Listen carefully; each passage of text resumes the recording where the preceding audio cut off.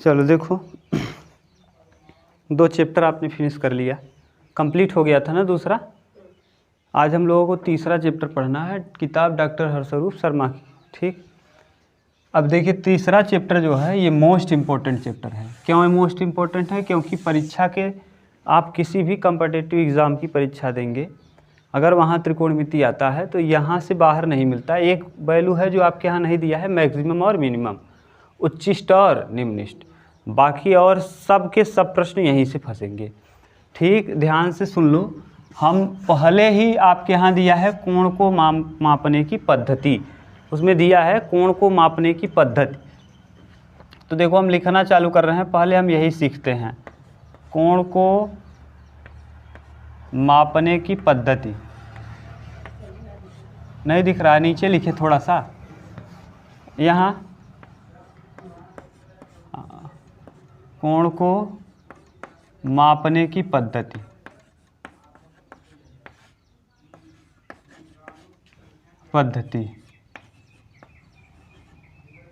ठीक, कोण को मापने की पद्धति देख लेना अपना हिंदी क्या है। अब कोण को मापने की क्या क्या पद्धतियां हैं, इसी को हमको समझना है। देखो, कोण को मापने की मुख्यतः हम कह रहे हैं 2 पद्धति है, मुख्य रूप से 2, और भी है। एक है शतकी पद्धति, वो हमको नहीं देखना है, जो इम्पोर्टेंट है हम वही बता रहे हैं। कितने पद्धतियां हैं? 2। एक को हम कहते हैं कास्टिक पद्धति। कौन सा? कास्टिक, देख लेना ना, अंग्रेजी में कहते हैं सेक्साजेसिमल। देख लीजिए, सेक्साजेसिमल अंग्रेजी में ही है, सेक्साजेसिमल सही है, सेक्साजेसिमल सिस्टम। ठीक, पद्धति। और एक दिया है वृत्तीय पद्धति। कौन सा पद्धति? वृत्तीय पद्धति। देखिए, वृत्तीय पद्धति, वृत्तीय पद्धति, वृत्तीय पद्धति। तो कोण को अगर कोई पूछे कि मापने की मुख्य कितनी पद्धतियां हैं, तो आप क्या बताएंगे? 2। एक को आप कहेंगे कास्टिक पद्धति, एक को कहेंगे वृत्तीय। वृत्तीय पद्धति यानी सर्कुलर सिस्टम। कौन सा सिस्टम? पद्धति माने सिस्टम, तो यहाँ हम केवल सर्कुलर लिख दे रहे हैं, सर्कुलर। अब आप समझ रहे हो ना, यहाँ पद्धति जुड़ा रहेगा, यहाँ भी पद्धति जुड़ा रहेगा। तो एक कास्टीय पद्धति और एक को हम क्या कहेंगे? वृत्तीय। ये आप शुरू से करते आए हैं, देखो इसको, ये वाला आप शुरू से ही करते आए हैं। शुरू से करते आए का सेंस क्या है कि आप जब भी पढ़ाई किए हैं छोटे से ही, आपने जब भी चांदे का प्रयोग किया है तो किस पद्धति में किया है? कास्टीय। देखिए, आप इसमें क्या किया करते थे, एक क्षैतिज रेखा लिया करते थे और एक ऊर्ध्व रेखा। क्षैतिज और ऊर्ध्व रेखा के बीच बना कोण समकोण होता था ना। जैसे आपने चांदा लिया होगा, इस तरह से चांदा आप देखे होंगे, यहाँ ऐसे लगा होगा, यहाँ बीचों बीच ऐसे एक ऊर्ध्व रेखा होगी, यहाँ लिखा होगा 90 डिग्री। ठीक, चांदे में आपने किया है। तो ये वाली जो पद्धति थी, ये वाली, ये कौन सी रेखा है? ऊर्ध्व। ये कौन सी रेखा है? जो नीचे ऐसे पड़ा रहता है, क्षैतिज रेखा, और ये जो खड़ा है इसे ऊर्ध्व रेखा। तो क्षैतिज और ऊर्ध्व रेखा के बीच बना कोण समकोण होता था। तो यही पद्धति, तो यानी कास्टिक पद्धति क्या है? इस पद्धति में हम क्षैतिज और ऊर्ध्व रेखा का उपयोग करके कोण को बनाते थे। किस रेखा का उपयोग करके? क्षैतिज और ऊर्ध्व। यानी इस पद्धति में हम किसका प्रयोग करते थे? किस रेखाओं का? एक क्षैतिज और एक ऊर्ध्व। एक रेखा का नाम था क्षैतिज रेखा और एक ऊर्ध्व।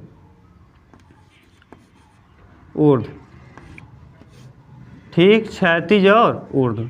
क्षैतिज रेखा और ऊर्ध्व रेखा ले लिया करते थे आप, और उससे हम लोग कोण बनाते थे। आप छोटे थे यही करते थे, यही वाला पटरी और प्रकार की सहायता से क्या को कोण बनाना। अब इसमें भी एक कहानी है, ध्यान से सुन लो। इसमें क्या है, जैसे आप चांदा और जब ये लिया करते थे पटरी और प्रकार, तो आप क्या करते थे कि देखो ऐसे, ये 90 डिग्री, ये कौन सी रेखा हो गई भैया? ये ऊर्ध्व रेखा, ये है ऊर्ध्व रेखा, और ये कौन सी रेखा है? क्षैतिज। यहाँ बना कोण क्या होता था, समकोण यानी 90 डिग्री। तो इसमें जो मापन किया करते थे ना, ये डिग्री में मापन करते थे। किसमें? डिग्री। देखिए आप खुद ही बोल रहे हैं ये क्या है, 90 डिग्री। देखिए आपके दिमाग में एकदम बन चुका है कि तुरंत बोल रहे हैं 90 डिग्री ना। और ये सोचो अगर ये 90 डिग्री है भैया, तो यानी यहाँ भी कोई रेखा होगी ऐसे, यहाँ से भी कोई रेखा ऐसे जाएगी, यहाँ से भी कोई रेखा होगी, यहाँ से भी कोई रेखा होगी।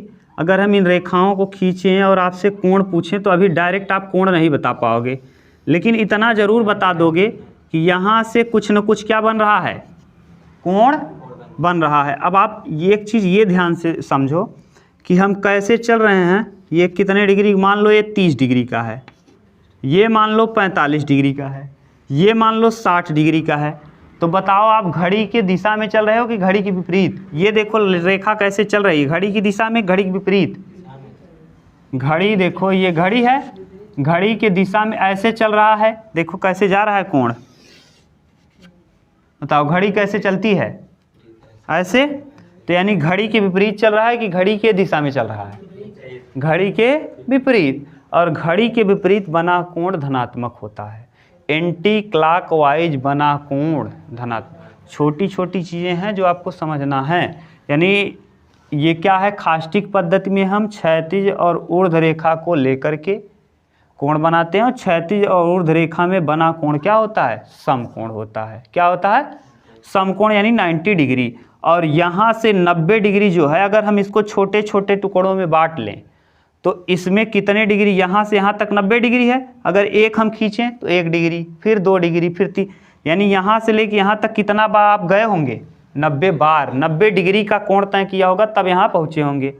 यानी थोड़ा सा अगर हम इसको ज्यूम करें, अभी मान लो ये आपके पास, हम केवल वो बता रहे हैं, ऐसे समझना कि हमारे पास माइक्रोस्कोप है, हमने जूम कर दिया।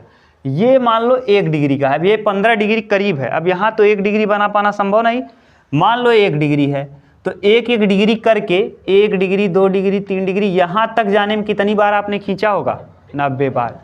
तो यानी 1-1 डिग्री करके कितना डिग्री बना होगा, 90। तो यानी अब यहाँ से ये जो बना कोण किस दिशा में बन रहा है बताओ, क्लॉकवाइज कि एंटी क्लॉकवाइज? तो एंटी क्लॉकवाइज बना कोण क्या होता है, धनात्मक होता है। दूसरी बात, यहाँ और भी चीज़ समझ लो, जैसे ये है क्षैतिज और ऊर्ध्व, समझ गए ना। तो क्षैतिज और ऊर्ध्व के बीच बना कोण क्या होता है, समकोण। अब एक चीज़ इसमें और आपको समझना है, जैसे अगर हम यहाँ बात कर रहे हैं, ये अब आप ये समझ गए क्षैतिज ऊर्ध्व वाला। अगर हम एक समकोण की बात करें, एक समकोण, एक समकोण में कितना डिग्री, 90 डिग्री, ठीक। 90 डिग्री जो है भैया, यहाँ से यहाँ तक ये लाइन हम खींच दिए, ये मान लो 90 डिग्री बना है। अगर हम ये खींच दिए, मान लो 1 डिग्री है। अगर इसको और हमको छोटे में मापना हो तब, और भी मानो डिग्री को और छोटा माप करना हो, डिग्री से भी छोटा कोई माप अगर संभव हो तो उसको भी मापना है। तो डिग्री से जो छोटा माप होता है एक समकोण में 90 डिग्री। अगर हम इसको मान ले रहे हैं अभी के लिए 15 डिग्री करीब है, लेकिन हम मान ले रहे हैं कि ये केवल कितना डिग्री है, 1 डिग्री। अगर इस 1 डिग्री को भी और छोटे टुकड़ों में बांटना हो, इस 1 डिग्री को, तब हम क्या करेंगे, तो 1 डिग्री को भी अगर छोटे छोटे टुकड़ों में बांटना हो तो 1 डिग्री बराबर होता है, 1 डिग्री बराबर होता है 60 मिनट। ये मिनट है, ये इसका समय से कोई संबंध नहीं है, इसका केवल कोण से संबंध है। इसका समय से, यहाँ बगैर ब्रैकेट में लिख लेना, समय से कोई संबंध नहीं, समय से कोई संबंध नहीं है, समझ गए, समय से कोई संबंध नहीं। याद रखना, ये समय से संबंधित नहीं है, इसका सीधा सीधा मतलब है किससे, कोण से, संबंध नहीं। याद करके रख लो, समय से कोई इसका संबंध नहीं है। अब एक चीज़ और देख लो यहीं पे, अगर हम मान लो इस 1 डिग्री को हमने तोड़ा और ये 1 डिग्री जो टूटा ये 60 मिनट में, इस 1 डिग्री को अगर हम करें तो इसमें कितने मिनट में बनेंगे, 60, छोटे छोटे करके 60। और अगर इसको भी हमको, ये मान लो हमने ये खींचा अभी तो ये 15 डिग्री है, डिग्री की बात हम नहीं कर रहे हैं। ये मान लो 1 मिनट है, कितना मिनट, अब ये 60 मिनट था, 60 मिनट को भी हमने जूम कर दिया, ये 1 मिनट की बात कर रहे हैं। अगर 1 मिनट को भी और छोटे में मापना हो तो 1 मिनट में भी, ये 1 डिग्री है, अगर 1 मिनट को हमको मापना हो तो 1 मिनट में भी कितने सेकंड होता है, 60 सेकंड। ये ध्यान रखना है, इसका समय से कोई संबंध नहीं है, ये केवल कोण से संबंधित है। तो 2-3 चीज़ आप यहाँ सीख लिए कि एक समकोण में कितना डिग्री होता है, 1 डिग्री में कितना मिनट होता है, 1 मिनट में कितना सेकंड। कोई पूछेगा बता पाओगे खूब आराम से। यानी ये पद्धति कौन सी है, खाष्टी, और इसमें इसको हम किस में मापते हैं, डिग्री में मापते हैं। दूसरी बात, एक चीज़ और आपको यहीं हमने बता दिया कि एंटी क्लॉकवाइज बना कोण धनात्मक, जबकि क्लॉकवाइज बना कोण क्या होगा, ऋणात्मक। इसको भी समझ लो ध्यान से। जैसे हम ये कहें, अभी आपसे यहीं पूछ रहे हैं हम, अब बताना आप, ये हम मिटा दे रहे हैं, ठीक, उधर वाला रहने दे रहे हैं, ये समय से संबंधित नहीं है। आप अब इतना बता दिए तो आपको याद रहना चाहिए। आप ज़रा हमको ये बताओ अब,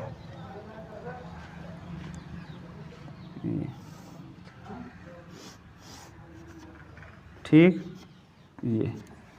ये कितना डिग्री है, 90। हम ये बात कर रहे हैं ये कितना डिग्री है, मान लो 45-60 जो भी होगा। अब अगर हम ये चतुर्थांश बना लें, अब आने वाले हम लोग, अगर हम इधर जा रहे हैं तो ये कितना डिग्री है, मान लो 45 डिग्री, अभी के लिए केवल 45 अंदाज।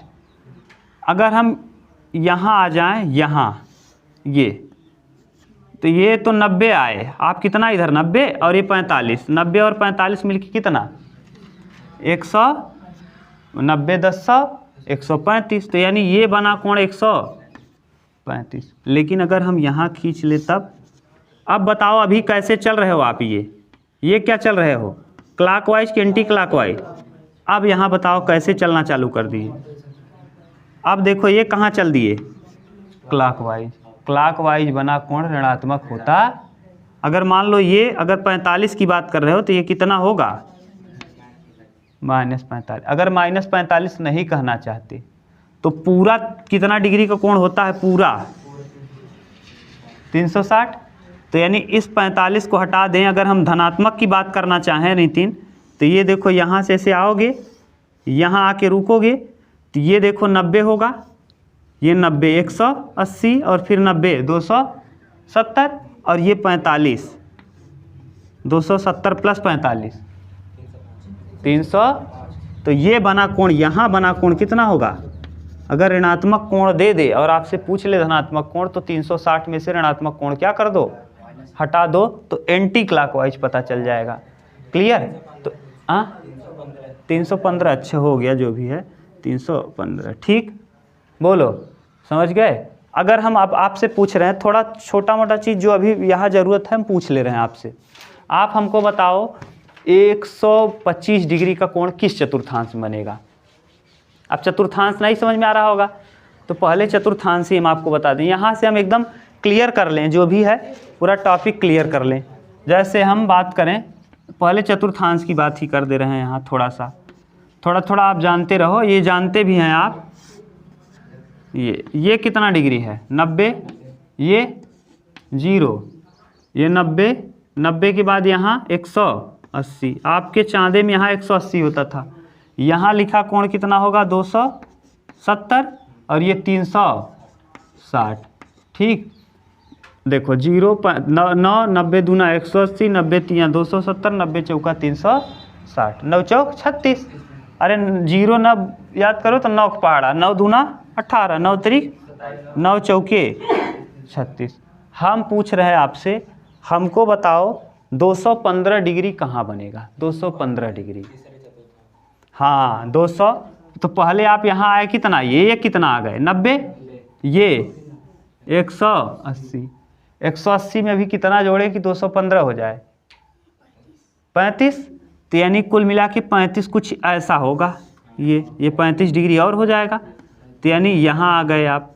तो ये कितना डिग्री कोण टोटल बन गया, यहाँ से लेके यहाँ तक जो बना कितना डिग्री बन गया 235। बोलो सही है?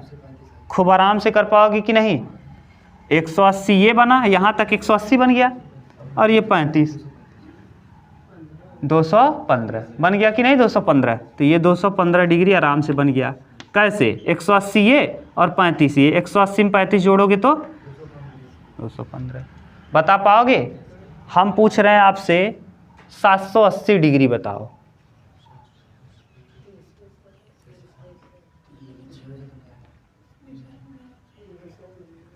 देखो ये हो गया 360, फिर 360, 720 यहाँ हो गया। अभी बचा कितना? 720 हो गया। हम 780 की बात कर रहे हैं, 720 हो चुका। अभी बचा कितना? 60, 700, तो इसका मतलब 60 डिग्री यही है क्या? ये कितना डिग्री है? 60, तो यानी 760, 780 यही बन जाएगा। यानी 780 डिग्री का कहाँ बनेगा? पहले ही चतुर्थांश में बन जाएगा। क्यों? क्योंकि एक बार पूरा किए 360, एक बार पूरा किए 360, 360, 360, 700 और 60 और आपने जोड़ दिया 700। ठीक। अगर हम कह दे -45 डिग्री बताओ, ये चौथे चतुर्थांश में ये हो जाएगा -45 डायरेक्ट। यानी अगर ऋणात्मक कोण की बात कर ले भैया, तो ऋणात्मक कोण हमेशा एंटी क्लॉकवाइज और धनात्मक कोण हमेशा, यानी धनात्मक कोण हमेशा एंटी क्लॉकवाइज। आप करते थे लेकिन पता नहीं था, माप तो लेते थे। जैसे 60 डिग्री कोई कहता था, चांदा रखते थे यहाँ देख लेते थे, अच्छा ये 60 है, ऐसे खींच देते थे। लेकिन आपने कभी विचार किया कि हम किस दिशा में माप रहे हैं? घड़ी की दिशा में, घड़ी के विपरीत, घड़ी के क्लियर। तो यानी धनात्मक कोण हमेशा एंटी क्लॉकवाइज और ऋणात्मक कोण हमेशा क्लॉक। तो कुछ चीज़ें जो आपको समझना था वो समझ गए आप। ठीक। अब आपको कोई कन्फ्यूजन नहीं होगा, चाहे जो कह दे 1230 डिग्री बताओ किस चतुर्थांश में बनेगा, बता पाओगे? 3 दूना 6, 3 त्रिका 9, 3 चौके 12, यानी 360 का मल्टीपल खोजते जाओ और देख लो किस चतुर्थांश में बनेगा। ठीक। तो क्षैतिज और ऊर्ध्व जो आपने मापा, ये कहाँ पर माप लेते हैं हम लोग? काष्ठीय पर। अब हम लोग देखते हैं कौन सी पद्धति? वृत्तीय पद्धति। कौन सी पद्धति? वृत्तीय। वृत्तीय पद्धति में जो माप किया जाता है वो डिग्री में नहीं बल्कि रेडियन में करते हैं। डिग्री में ना करके बल्कि रेडियन में किया जाता है। तो इस पद्धति में डिग्री में, इस पद्धति में रेडियन में। तो इसमें जो माप करेंगे हम, ज़्यादातर आपको देखने को मिलेगा रेडियन में। तो वृत्तीय पद्धति, इस पद्धति में हम लोग कोण का माप वृत्त को मानकर करते हैं। और वृत्त में बना कोण कितना होता है? 360 डिग्री। कितना? 360। इसको उतारो तब वृत्तीय पद्धति बढ़िया से समझाएं आपको। चलो अब देख लो दूसरा पद्धति कौन सा? वृत्तीय।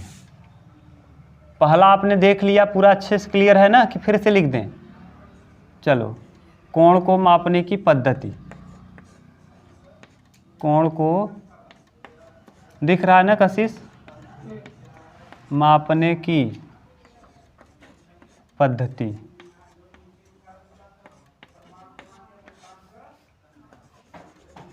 अब कोण को मापने की पद्धति, कितनी पद्धतियाँ आपने देखा? पहला तो आपने देखा काष्ठिक पद्धति। हाँ, काष्ठिक पद्धति। और दूसरा आपने देखा वृत्तीय पद्धति। ठीक। काष्ठिक पद्धति में आपने क्या क्या सीखा? 3 चीज़ सीखा। पहला कि इसमें हम लोग क्षैतिज और ऊर्ध्व मापन करते हैं। एक समकोण में, एक समकोण बराबर होता है कितना डिग्री? 90। अगर इस समकोण के 90 भाग, 90 डिग्री का 90 डिग्री यानी 90 भाग बना होगा। अगर हम 1 डिग्री की बात करें तो 1 डिग्री में भी कितने? 1 डिग्री बराबर कितना हो जाएगा? 60 मिनट हो जाएगा। ये मिनट है, इसका केवल समय से कोई संबंध नहीं, इसका कोण से संबंध है। और एक अगर हम मिनट की बात कर लें तो 1 मिनट बराबर होता है 60 सेकेंड। ठीक। ये आपने देख लिया। और इसमें ये जो है, इसका कोई भी संबंध समय से नहीं, इसका भी कोई संबंध समय से नहीं है। यहाँ जो आपने ये देख लिया कि यहाँ जो धनात्मक कोण होता है एंटी क्लॉकवाइज, धनात्मक कोण क्या होता है एंटी क्लॉकवाइज, यानी एंटी क्लॉकवाइज, एंटी क्लॉकवाइज, जबकि यहाँ ऋणात्मक कोण जो होता है, ऋणात्मक कोण, ऋणात्मक कोण कैसे मापते हैं क्लॉकवाइज।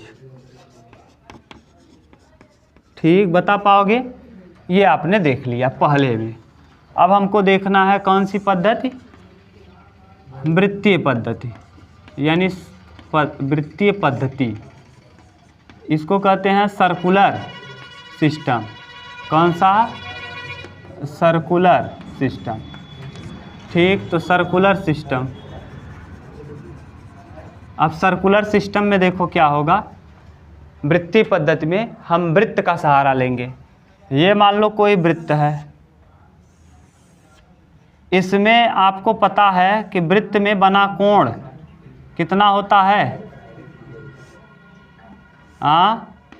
वृत्त में बना कोण क्या होता है 360 डिग्री, 360 डिग्री। अगर मान लो यहाँ से आप चलना चालू किए, यहाँ से चलना चालू किए और वहीं पहुँच गए, अगर आपको थोड़ा बहुत ज्ञान हो किस चीज़ का, वृत्त का, तो इसे क्या कहते हैं वृत्त का परिधि। अब वृत्त का परिधि क्या होता है 2 पाई r, तो 2 पाई r बराबर कितना होगा 360 डिग्री। ये रेडियन में है, ये किस में है, वृत्तीय पद्धति किस में किया जाता है, रेडियन में। रेडियन को प्रदर्शित करने का तरीका होता है पावर में c, 1 रेडियन ये हो गया, ये क्या है 1 रेडियन, इसे कहते हैं पाई रेडियन, पाई रेडियन। ठीक, c मतलब रेडियन, इसे प्रदर्शित करते हैं c से। क्लियर? ये देखो मान लो कि 2 पाई r, अब एक चीज़ आप मैथ में सीखते आ रहे हैं या फिजिक्स में भी, पहले हमको यूनिट बराबर करना होता है। किसी चीज़ को अगर कटाना है तो सबसे पहले अगर मिनट दिया है तो सबको मिनट में, घंटा दिया है तो सबको घंटे को मिनट से नहीं कटाया जाता। तो ये किस में है 2 पाई r रेडियन में है, तो इसको भी हम लिख सकते हैं 360 को हम 2 गुणे 180 लिख सकते हैं क्या, 2 पाई r बराबर होगा 2 गुणे 180 डिग्री। अभी गलत लिख दिए क्या, 180 डिग्री दूना 360 डिग्री। तो ये बताओ 180 डिग्री जो होता है ना, ये पाई रेडियन के बराबर होता है। 180 डिग्री बराबर क्या, 180 डिग्री बराबर पाई रेडियन, या पाई रेडियन बराबर 100, दोनों का मतलब सेम है, चाहे जो कह लो। 180 डिग्री बराबर पाई रेडियन या पाई रेडियन बराबर 100। तो जहाँ 180 है भैया वहाँ हम क्या रख दें, पाई रेडियन।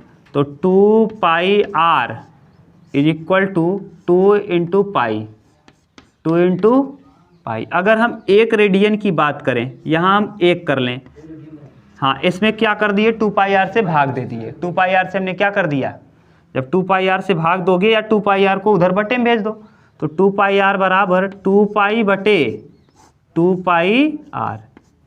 ठीक, अगर हम r रेडियन चल दें, r कितना, r केवल r की बात कर रहे हैं, तो यहाँ क्या हो जाएगा 2 पाई r। अब देखो इसमें गुणा क्या किसका कर दिए, r का, तो इधर भी हम गुणा कर देंगे किसका, r का। तो जब r का गुणा करोगे तो 2 पाई पहले से r का गुणा होगा, तो 2 pi r into 2 pi cut के कितना हो जाएगा 1। तो बताओ r बराबर 1 रेडियन। ये किस में था, रेडियन में, क्योंकि आपने इसको बदल दिया है किस में, देखिए डिग्री किस में बदल दिया है। तो 1 रेडियन बराबर क्या होता है r, यानी r का यहाँ क्या मतलब निकला, इसको ध्यान से समझ लो। और ये CDS में पूछा गया प्रश्न है, ये CDS का प्रश्न है कि 1 रेडियन किसे कहते हैं। 1 रेडियन किसके बराबर आ रहा है, बराबर त्रिज्या द्वारा, बराबर त्रिज्या द्वारा। अगर किसी माने किसी भी वृत्त में बराबर त्रिज्या और बराबर चाप द्वारा, जितना त्रिज्या है अगर उतना ही चाप है, बराबर त्रिज्या और बराबर चाप द्वारा, अगर त्रिज्या 5 है तो चाप भी अगर 5 है, तो बराबर चाप और बराबर त्रिज्या के द्वारा केंद्र पर बना कोण 1 रेडियन कहलाता है। बोलो परिभाषा बोल पाओगे खूब अच्छे से। बराबर चाप और बराबर त्रिज्या के द्वारा केंद्र पर बना कोण 1 रेडियन कहलाता है। अगर यहीं भैया अगर हम r से यहाँ भाग दे दें, क्या कर दें, r से भाग दे दें, तब क्या हो जाएगा, देखो यहाँ r है, r बराबर 1 डिग्री। अगर हम यहाँ 1 लिख लें तो 1 बराबर हो जाएगा 1/r। अगर हम यहाँ 1 की जगह l लिख लें, क्या लिख दें, l, तो यहाँ हो जाएगा थीटा बराबर l/r। तो यहाँ क्या हो जाएगा, कोण बराबर चाप बटे त्रिज्या। यहीं से निकल जाता है कोण बराबर चाप बटे त्रिज्या। ठीक, इसको उतारो, फिर से हम इसको शायद इसको एक बार और रिपीट कर दे रहे हैं। यहाँ तक तो कोई कन्फ्यूजन नहीं होना चाहिए। अब आपको परिभाषा लिखना हो 1 रेडियन किसे कहते हैं, तो क्या बताओगे, बराबर चाप और बराबर त्रिज्या के द्वारा केंद्र पर बना कोण 1 रेडियन कहलाता है। आपके यहाँ थोड़ा सा भाषा बदल के दिया है, घबराना मत, हम वही पढ़ दे रहे हैं, जैसे आपका कन्फ्यूजन दूर हो जाए। हमको क्या है, हम पढ़ के सुना दे रहे हैं। वृत्तीय माप, इसमें पूछा भी होगा 1 रेडियन। देखिए इस माप की इकाई रेडियन है। वृत्त के उस चाप द्वारा जो लंबाई में वृत्त के त्रिज्या के बराबर हो। देखो वृत्त के उस चाप द्वारा, वृत्त के उस चाप द्वारा जो लंबाई में त्रिज्या के बराबर हो, वृत्त के उस चाप द्वारा जो लंबाई में त्रिज्या के बराबर हो, उसे बराबर हो उसी केंद्र, उसके द्वारा केंद्र पर बना कोण 1 रेडियन कहलाता है। अब बताओ ये भाषा अच्छा है कि जो हम बोल रहे हैं, बराबर चाप द्वारा, बराबर चाप और बराबर त्रिज्या के द्वारा, बराबर चाप और बराबर त्रिज्या के द्वारा केंद्र पर बना कोण 1 रेडियन कहलाता है। 1 रेडियन बराबर, अगर 1 रेडियन की कोई परिभाषा आपसे पूछेगा तो हमको तो नहीं लग रहा है कन्फ्यूजन होगा। जितना त्रिज्या है अगर उतना ही चाप हो गया और दोनों त्रिज्याओं के द्वारा केंद्र पर जो कोण बन रहा है वही कहलाता है 1 रेडियन। ठीक, उतार लो अब इसको, अब अच्छे से उतार लो, फिर हम लोग और इसको देख लेते हैं ये वाला कि कोण बराबर चाप बटे त्रिज्या कैसे आया। ठीक, उतारो, इधर देखो,